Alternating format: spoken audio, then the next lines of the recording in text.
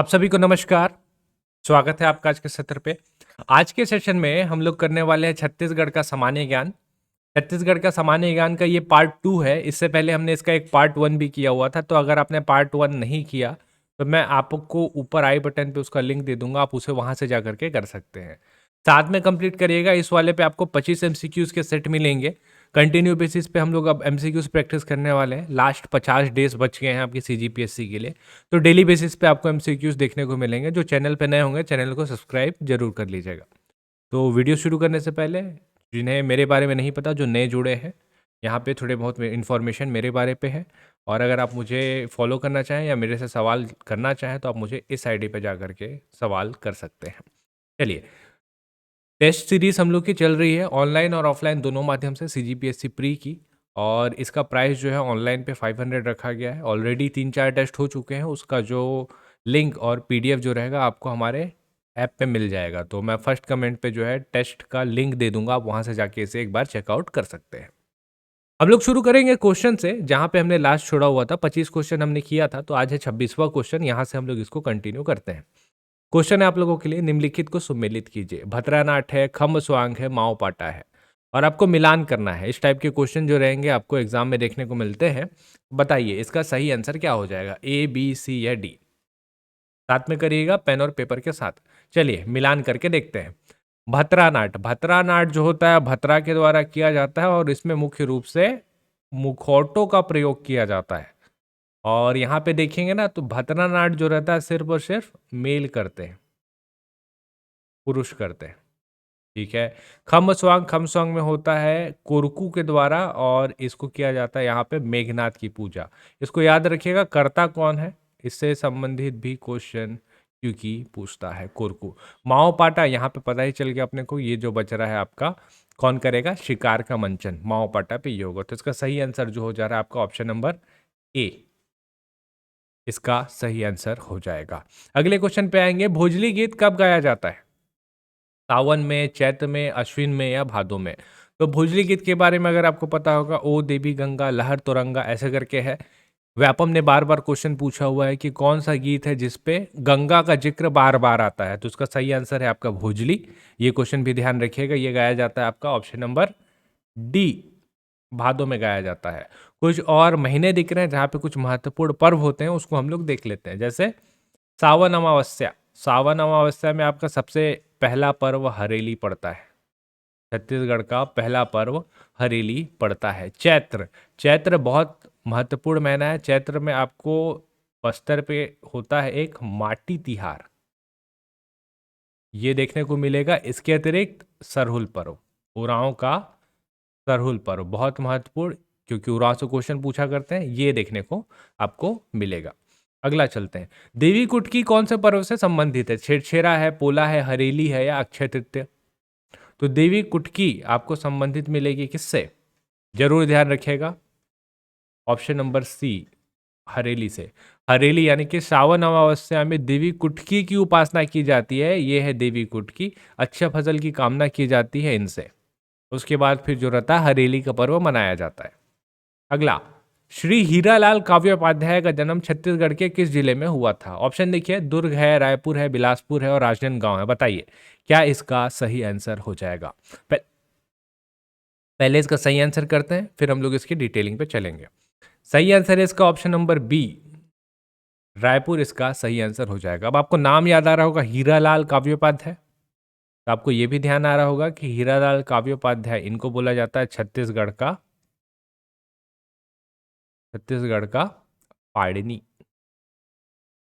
छत्तीसगढ़ की जो पहली व्याकरण है इन्होंने ही तैयार की थी, इसी वजह से इनको बोला जाता है छत्तीसगढ़ का पाणिनि। इसको ध्यान रखिएगा, ठीक है। छत्तीसगढ़ के कौन से साहित्यकार हैं जिन्हें बच्चू जांजगीरी के नाम से भी जाना जाता है। नारायण लाल परमार, लाला जगदलपुरिया या देवी प्रसाद वर्मा, स्वराज्य प्रसाद द्विवेदी। बताइए कौन सा इसका सही आंसर हो जाएगा। पहले इसके सही आंसर पे चलेंगे। Option number C, Devi Prasad Verma, बच्चू जांजगीरी, बहुत बार क्वेश्चन आया हुआ है, आपको ध्यान रखना है। और जब आप बात कर ही रहे हैं बच्चू जांजगीरी की, तो इनका कुछ तो होगा रचना जो बहुत ही महत्वपूर्ण होगा, तो इसको आपको ध्यान रखना है। एक है आपका मस्तों का मसीहा, मस्तों का मसीहा ये आपको पता होना चाहिए। एक है बस्तर की वीरांगना, ये पता होना चाहिए आपको है रास्ता काटती बिल्ली, ये पता होना चाहिए। तो ये 3 रचना खासकर आप बच्चों जानीगिरी का ध्यान रखेंगे, पूछने के चांसेस बहुत ज़्यादा रहते हैं। छत्तीसगढ़ बाल साहित्य हाथी घोड़ा पालकी के रचनाकार कौन है? दानेश्वर शर्मा, लखनलाल गुप्त, निरुपमा शर्मा या डॉक्टर बलदेव? बताइए सही आंसर इसका क्या हो जाएगा। सही आंसर पे चलेंगे हम लोग तो आएगा आपका ऑप्शन नंबर बी, लखनलाल गुप्त। बहुत ही महत्वपूर्ण रचना है हाथी घोड़ा पालकी। और एक और महत्वपूर्ण रचना है लखनलाल गुप्त का जो एग्जाम में बार बार पूछा किया है, वह आपका चंदा अमृत बरसाइस। चंदा अमृत बरसाइस बहुत महत्वपूर्ण रचना है और एग्जाम में व्यापम और पीएससी दोनों ने इसको पूछा हुआ है, तो ये आपको ध्यान रखना है। एक और साहित्यकार अपने को दिख रहे हैं और बहुत ही महत्वपूर्ण दिख रहे हैं, दानेश्वर शर्मा। इनको जरूर ध्यान रखिएगा, बड़े रचनाकार हैं ये, बड़ी बड़ी इनकी जो कृति है बहुत ज़्यादा फेमस है। एक है इनका बेटी के बिदा, बेटी के बिदा। एक है आपका शपथ करूं भाई तपत करूं, तपत करूं भाई तपत करूं। और एक है लवकुश। अच्छा, ये सारी रचनाओं को मैंने साहित्यकार अलग से मैंने एक सीरीज बनाई थी सीजीपीएससी संकल्प। इस प्लेटफॉर्म पे जो पहली सीरीज बनी थी वो साहित्यकार की सीरीज ही थी, तो इसको मैंने उस टाइम पे किया था। वॉइस क्वालिटी आपको उतना बेहतर नहीं मिलेगा, अगर आप कमेंट करेंगे तो मैं उसको अलग से दोबारा रिकॉर्ड कर दूंगा आप लोगों के लिए, ताकि अच्छे क्वालिटी पे जो रहेगा आपके पास मिल जाए। ये सारा जो रचना आप देख रहे हैं ना, जितना देख रहे हैं, इसको मैंने ट्रिक के माध्यम से याद कराया हुआ है उस वीडियो पे। लेकिन वो वीडियो क्योंकि 3 साल पहले पुराना है तो आपको क्वालिटी उस लेवल का मिलेगा नहीं। आप एक बार कमेंट कर दीजिएगा, अगर कमेंट सफिशिएंट होंगे तो मैं अलग से जो रहेगा साहित्यकार को आपके लिए दोबारा से रिकॉर्ड करके अपलोड कर दूंगा। अगला, लाल बैला कुदावत है करिया बैला भागत है, इस जनेऊला का अर्थ क्या है? माटी बोलते हैं, आगी बोलते हैं, लोहार बोलते हैं या मुर्रा बोलते हैं? जब भी इस टाइप का आएगा ना कहावत आपके पास, उस कहावत को अगर आपको समझ में नहीं आ रहा है एक बार में 3-4 बार पढ़िए, 3-4 बार पढ़िए, 5 बार पढ़िए, आपको थोड़ा थोड़ा थोड़ा थोड़ा रिकॉल होना शुरू होगा। लाल बैला कुदावत है मतलब लाल कलर तो चाहिए आपको। करिया बैला भागत है, लाल और काला का मिश्रण आपको कहीं ना कहीं से चाहिए। माटी, पॉसिबिलिटी। आगी, लग रहा है क्योंकि जलता है तो लाल रहता है और एक साइड पे काला हो जाता है, तो आगी हो सकता है क्या? जी हाँ, हो सकता है। और इसका सही आंसर भी आगी ही है। तो इस टाइप का जब आएगा ना आपको और आपसे नहीं बन रहा है, 3-4 बार करिएगा, उसको आंसर डेफिनेटली निकलेगा। अगला, 1920 में ई राघवेंद्र राव के ओजस्वी भाषण के पश्चात इन्होंने नायब तहसीलदार की उपाधि का त्याग कर दिया था। अलग अलग उपाधियां हम लोग देखते हैं, जब आप ग्रंथ एकेडमी की किताब के साथ जाएंगे तो इस टाइप का और जो इंटरेस्टिंग फैक्ट है वो भी आपको दिखेगा। तो वह सारे को मैं इस पर करा रहा हूँ, आपको बताना है इसमें से इसका सही आंसर क्या है। गंगाधर गोपाल, बाबा पुरुषोत्तम दास, डीएन चौधरी या कुंज बिहारी अग्निहोत्री? सही आंसर है आपका option number A, Gangadhar Gopal. इनका नाम भी ध्यान रखेंगे आप, नायब तहसीलदार की इनके पास उपाधि थी, ये इन्होंने छोड़ दिया। अगला, महाशिवगुप्त बालार्जुन के 27 नामपत्र का सर्वप्रथम अध्ययन किन्होंने किया था? विजय श्रीवास्तव, श्री कंगाले, रमेंद्र नाथ मिश्र या डीडी कोसाम्बी? तो महाशिवगुप्त बालार्जुन, ये हम लोग बात कर रहे हैं किसका? छत्तीसगढ़ का इतिहास का स्वर्ण काल इन्हीं के काल को बोला जाता है और यह है पांडु वंश। पांडु वंश के महाशिवगुप्त बालार्जुन सबसे प्रतापी शासक रहे हैं। एंशियंट में अगर हम बात करें तो छत्तीसगढ़ के सबसे प्रतापी शासक। इनके 27 नामपत्र एक ही जगह से मिले हैं, कहाँ से मिले हैं? सिरपुर, सिरपुर से मिले हैं, वहीं इनकी राजधानी था। और इसको खोजने वाले या अध्ययन करने वाले थे आपके ऑप्शन नंबर सी, रमेंद्रनाथ मिश्र। अगला, ययाति चंडीहर कौन से वंश के प्रतापी शासक रहे हैं? शरभपुरी वंश, पांडु वंश, उड़ीसा के सोमवंश या फड़ी नाग वंश? तो पांडु वंश तो डेफिनेटली नहीं होंगे, प्रतापी मैंने बोला, और प्रतापी में तो सबसे ज्यादा आपके महाशिवगुप्त बालार्जुन आ जा रहे हैं, तो बाकी में से कोई हो सकते हैं। तो ऐसे करके आप चाहें तो ऑप्शन एलिमिनेट करने का भी ट्राई करके देखिएगा। शरभपुरी वंश, यहाँ पे जो प्रसन्न मात्र थे इसके सबसे प्रतापी शासक, तो ये भी नहीं होंगे। फड़ी नागवंश, फणी नागवंश में उतने प्रतापी शासक रहे नहीं है ना। अहिराज, गोपाल देव, रामचंद्र देव और मोनिंग देव, यही 4 शासक इसके रहे हैं, तो ये भी नहीं होगा। तो बाय डिफॉल्ट आपका ऑप्शन नंबर सी उड़ीसा सही हो जाएगा और यही इसका सही आंसर है। आपको ऐसे एलिमिनेट करके भी आंसर लेकर के आना है। अगला, इनमें से कौन से आदिवासी विद्रोह और नेता बाकियों से भिन्न है? हल्बा विद्रोह, मेरिया विद्रोह, लिंगागिरी विद्रोह या मुड़िया विद्रोह? बताइए इसका सही आंसर क्या हो जाएगा। एक बार आप ट्राई करिए, उसके बाद फिर हम लोग डिटेलिंग पे चलते हैं। चलिए, इसका जो सही आंसर है वो आपका ऑप्शन नंबर बी, मेरिया विद्रोह। मेरिया विद्रोह ही क्यों? क्योंकि यही इकलौता है जो सम्मिलित आपको दिख रहा है, बाकी नहीं है। जैसे हल्बा विद्रोह, हल्बा विद्रोह का प्रमुख नेता जो थे वो थे अजमेर सिंह, जिनको बस्तर की क्रांति का मसीहा बोला जाता है और बस्तर की क्रांति पे प्रथम शहीद यही है। मेरिया विद्रोह, हिडमा मांझी, एकदम सही है, एकदम सटीक है। लिंगागिरी विद्रोह, लिंगागिरी विद्रोह के जो नेता थे मुख्य रूप से वो थे दलगंजन सिंह। मुड़िया विद्रोह, मुड़िया विद्रोह के जो नेता थे वो थे धुरवाराम माड़ियानी, झाड़ा सिरहा, झाड़ा सिरहा। आइए वापस से नागुल दोरला, नागुल दोरला आपको संबंधित मिलेंगे कोई विद्रोह से।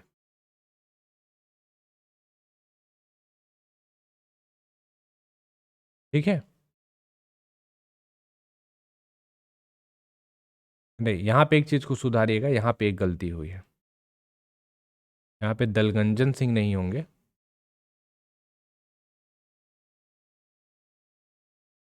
लिंगागिरी विद्रोह धुरवा राम माड़िया, ये वाला जो है यहाँ पे जाएगा। ठीक है, दलगंजन सिंह जो मैंने लिखा था वो था दूसरा विद्रोह, जहाँ पे कर बढ़ गया था, कर विरोध, कर के वृद्धि के विरोध में वो आंदोलन शुरू किया गया था, उसमें थे आपके दलगंजन सिंह। अगला, निम्न में से कौन कलचुरियों की राजधानी थी? रतनपुर, जांजगीर, रायपुर या कुसगई? सही आंसर करते हैं डायरेक्ट, ऑप्शन नंबर सी इसका सही आंसर हो जाएगा। रतनपुर आपको राजधानी मिलेगा, रायपुर जानते हैं, कुसगई में हस्तांतरित हुआ था। इसके अलावा एक और अगर आपसे पूछता तो आप लेते तुम्माड़, तुम्माड़ प्राथमिक राजधानी तुम्माड़ में ही था। कलचुरी राजा पृथ्वीदेव द्वितीय के कितने अभिलेख प्राप्त हुए? अभिलेख ये बताता था कि वो राजा कितना प्रतापी रहा है और इनके सर्वाधिक अभिलेख प्राप्त हुए हैं ऑप्शन नंबर बी 13। किसी भी कलचुरी शासक के इतने अभिलेख प्राप्त नहीं हुए हैं। अगला, मराठा कालीन राजस्व व्यवस्था में कलाली क्या था? जमींदार से लिया जाने वाला कर, मादक द्रव्य से होने वाली आय, आयात निर्यात कर, अस्थायी करों का सामूहिक नाम। तो इसको हम लोग बोलते थे कलाली, यहां से याद रखिएगा ना, कलाली। लाली, लाल कलर का क्या रहता है? शराब, पता है? सही आंसर यही है इसका, मादक द्रव्य से होने वाली आय को हम लोग कलाली बोला करते थे। ठीक है, अगला, राजीव लोचन मंदिर का निर्माण किस वंश के द्वारा कराया गया था? नल वंश, वाकाटक वंश, पर्वत द्वारक वंश या गुप्त वंश? सही आंसर है इसका option number A, Nalvansh. Nalvansh कौन करवाया था? विलास तुंग करवाया था इसका, विलास तुंग। और कौन सी शताब्दी में करवाया था? तो 7th सेंचुरी में ये करवाया हुआ था। ठीक है, अगला, निम्न में से कौन सी घटना छत्तीसगढ़ में असहयोग आंदोलन के समय नहीं हुई? उपाधियों का त्याग, डिटेक्टरों की नियुक्ति, खादी सप्ताह का आयोजन, चरखे का प्रचार प्रसार? बताइए सही आंसर। सही आंसर है इसका ऑप्शन नंबर बी, डिटेक्टरों की नियुक्ति। डिटेक्टरों की नियुक्ति जो है ना आपका 1932 में हुआ था और 32 के समय पे असहयोग आंदोलन नहीं चल रहा था, सविनय अवज्ञा आंदोलन चल रहा था। तो ऑप्शन नंबर बी इसका सही आंसर हो जाएगा, बाकी सारा चीज असहयोग आंदोलन में हो रहा था। अगला, आर्थिक सर्वेक्षण है। आर्थिक सर्वेक्षण कब का? अभी जो सबसे रीसेंट और लेटेस्ट वाला है 2022 और 23, ये वाला। ठीक है, तो इसको हम लोग कर रहे हैं, उसी के अनुसार सारे डेटा रहेंगे। आप मेरे को ये भी चाहे तो कमेंट करके बता सकते हैं, मैंने पहले करवाया हुआ आर्थिक सर्वेक्षण, लेकिन सीजीपीएससी के लिए एक पीपीटी पे सारे डेटा और साथ में एमसीक्यूज मैं आपको प्रोवाइड करवा दूंगा। कुछ टाइम पे उसके ऊपर वर्क हो रहा है, कुछ टाइम पे वो आपको अवेलेबल हो जाएगा एक ही पीपीटी पे। जो पहले किए होंगे वो एक वीडियो से रिकॉल कर लेंगे सारा। ठीक, चलिए आगे आते हैं। ये छत्तीसगढ़ में आर्थिक सर्वेक्षण के अनुसार कृषि में किस वर्ष वृद्धि जो था ऋणात्मक था, यानी कि नेगेटिव में रहा होगा, है ना? तो इसका सही आंसर जो है वो है आपका ऑप्शन नंबर सी के साथ। चलिए, 2017-18, 16-17 में सर्वाधिक, 17-18 में नेगेटिव कितना -10 आसपास कुछ चला गया था।